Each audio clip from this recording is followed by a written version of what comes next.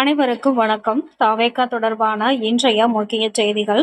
இன்னைக்கு நாம எதை பத்தி பார்க்க போறோம் அப்படின்னாக்க, தாவேகா தலைவர் விஜயினுடைய வேட்புமனுவுல ஏற்பட்ட பிரச்சனை மற்றும் விஜயை பத்தி 2 நடிகர்கள் அரசியல் வருகை குறித்து விமர்சனம் செஞ்சிருக்காங்க. அவங்க யாரு, என்ன சொல்லியிருக்காங்க அப்படிங்கிறத நம்ம இந்த வீடியோல பார்க்க போறோம். நம்ம சேனலை முதல் முறையா பார்க்குற விஜய் ரசிகரா நீங்க சப்ஸ்கிரைப் பண்ணிக்கோங்க. கூடவே பெல் ஐக்கானையும் கிளிக் பண்ணிக்கோங்க. லைக் பண்ணுங்க, ஷேர் பண்ணுங்க, சப்ஸ்கிரைப் பண்ண மறந்துடாதீங்க. வாங்க வீடியோக்குள்ள போகலாம். இப்ப ட்ரெண்டிங்கா போய்கிட்டு இருக்க நியூஸ் என்னன்னா, விஜய் பெரம்பூர்ல கொடுத்த வேட்பு மனுவுல தன் மீது உள்ள வழக்குகளை பத்தி கொடுக்கல. திருச்சியில நடந்த வேட்பு மனுவுல அதை பத்தின டீட்டெயில்ஸ் கொடுத்துருக்காங்க.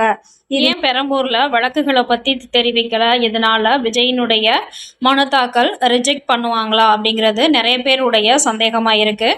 பெரம்பூர்ல மனு தாக்கல் செய்யும் பொழுது விஜய் மீது இருந்த வழக்குகளை பத்தி அவருக்கு தகவல் எதுவும் வரல.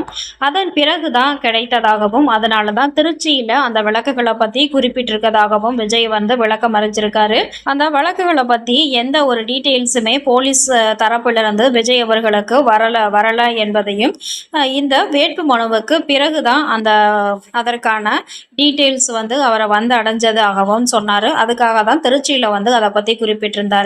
இதற்காக வேட்புமனு நிராகரிக்கப்படுமா, போட்டியிட முடியாதா அப்படின்னு சொல்லி கேட்டாக்க, கண்டிப்பா இன்னும் டைம் இருக்கு. அந்த மனுவை மாத்தி சமர்ப்பிச்சாரு அப்படின்னாக்கா கண்டிப்பா பெரம்பூர் தொகுதியில விஜய் போட்டியிடுவாரு.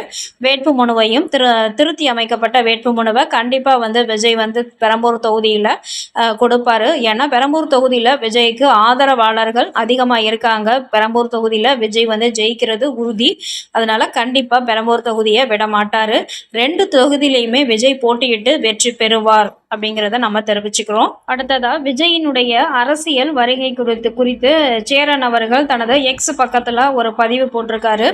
அது என்னன்னு பார்த்தீங்கன்னாக்க, விஜய் பொதுக்கூட்டத்தில் பேசும்போது அவருடைய கட்சியினுடைய கொள்கையை பற்றி மட்டும் பேசணும். எனக்கும் ஸ்டாலினுக்கு மட்டும்தான் போட்டின்னு சினிமா டயலாக் பேசினாக்க ஓட்டு போட்டுருவாங்களா? 50 வருஷம் உருவாக்கின கட்சிகள் இருக்கு. 15 வருஷமா கட்சிகளை கட்டி காப்பாத்துறவங்க இருக்காங்க. ஆனா அவங்களையெல்லாம் விட்டு விஜய்க்கு எதுக்காக ஓட்டு போடணும் அப்படின்னு பல மாதிரியான தாக்கத்தை விஜய் மீது திணிச்சிருக்காரு. விஜய் இப்பதான் வர்றாரு, ஆனா மக்களுக்கு எதுவுமே செய்யலைன்னு சொல்ல முடியுமா? நிறைய ட்ரஸ்டியாவும் இருக்காரு, நிறைய பசங்களை படிக்க வைக்கிறாங்க. இந்த மாதிரி நிறைய விஷயங்கள் செய்யறாங்க. அரசியலுக்கு வந்தாக்க கண்டிப்பா மக்களுக்கு நல்ல பயனுள்ள நிறைய விஷயங்களை விஜய் செய்வார் அப்படின்னு மக்கள் எதிர்பார்க்கிறாங்க. கண்டிப்பா அவர் செய்வாரு. நாட்டு மக்களை முன்னேற்ற பாதையில கொண்டு செல்லணும். மக்களுக்கு கிடைக்க வேண்டிய அடிப்படை தேவைகள் அனைத்துமே கிடைக்கிறதுக்கான வழிவகைகள் என்னவோ அதை செய்யறது தான் அவருடைய குறிக்கோளா இருக்கு. மக்கள் கண்டிப்பா அவருக்கு ஆதரவு தருவாங்க. முதல்வர் ஆவாரு, ஜெயிப்பாரு.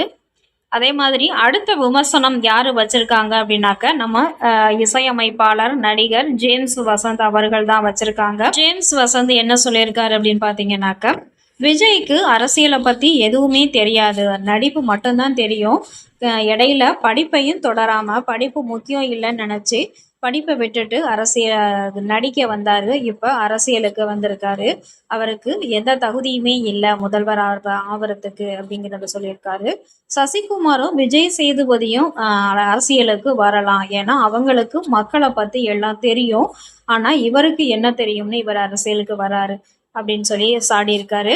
விஜய் வேட்பு மனுவிலேயே நிறைய விஷயங்களை குறிப்பிட்டு இருக்காரு. அவருடைய தொழில்களை பற்றியும், அவர் ட்ரஸ்டியா இருந்தது, இந்த மாதிரியான நிறைய விஷயங்களை பற்றியும் சொல்லியிருக்காரு.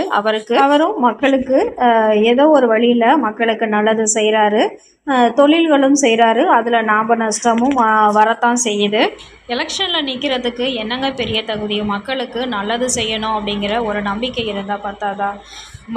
குறைந்தபட்சம் 21 வயசு இருந்தால் பத்தாதா சட்டமன்ற தேர்தலில் நிற்கிறதுக்கு? அது தானங்க அரசியல் வர்றதுக்கான தகுதி பேசிக்கு.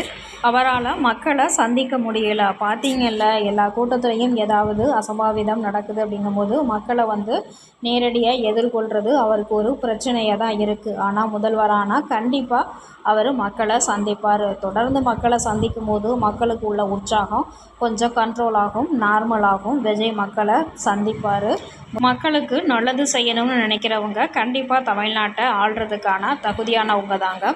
நம்ம சேனலை தொடர்ந்து பாருங்கள், சப்ஸ்கிரைப் பண்ணுங்கள். தேங்க்யூ ஃபார் வாட்சிங்.